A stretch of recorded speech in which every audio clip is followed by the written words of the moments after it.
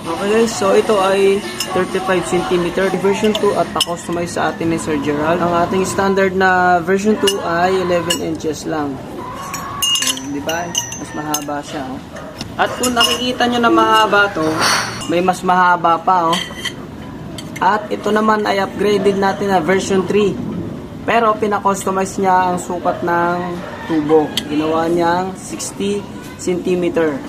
Oh. Version 3 po yan. Okay.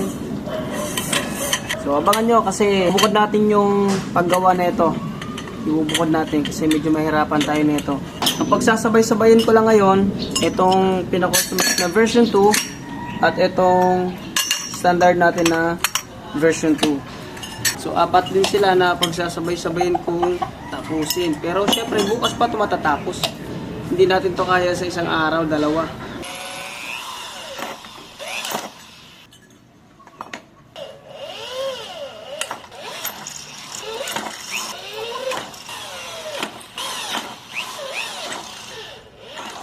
Ginagawa ko naman dito guys ay nililinis ko lang itong loob na pinag-grinderan ko kasi sa loob niya may mga sobrang mga metal. Magigig kasi nito matalas kaya ginaganito ko siya.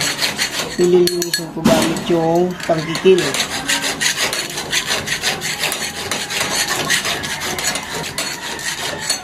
Pagkatapos niyan ay ito naman tayo. Ayan, buburahin natin yung mga naka-engrave dyan na mga tag ng stainless. Dito nyo, 304 stainless.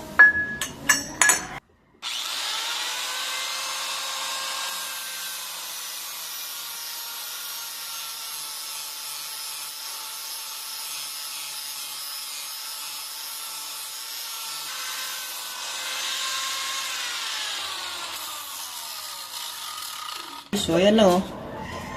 Hindi ko pa siya kikinisin talaga dahil magdi-design pa ako dyan. So inalis lang natin yung naka-engrave dyan ng mga nakasulat na stainless steel 304.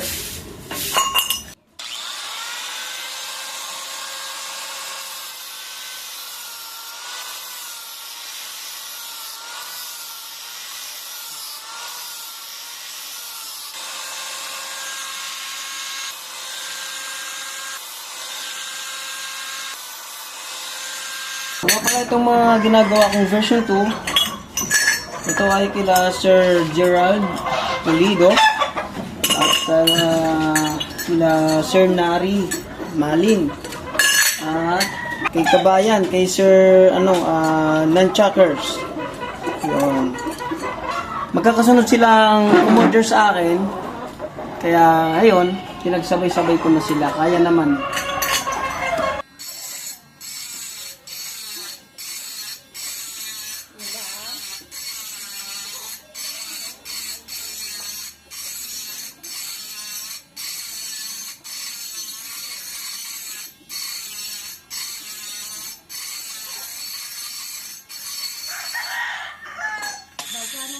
Adi ang ulo, tapos pag sinuka, sumakit ang tiyan. Nin. Oh.